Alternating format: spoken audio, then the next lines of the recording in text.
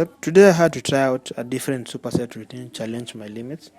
I remember some time back when I started training and I used to set goals that after training I check myself on the mirror hoping that I've gained immediately after prep training.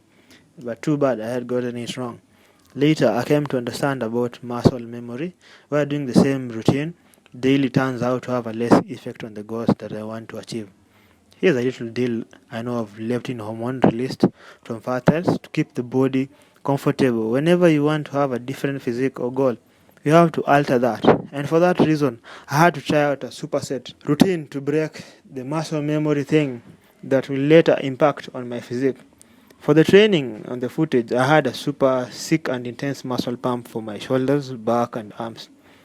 If you want to have an achievement for whatever dream or whatever goals you set on your mind, you gotta do everything that composes it to achieve. Cause a particular train of thought, persisted, be it good or bad, cannot fail to produce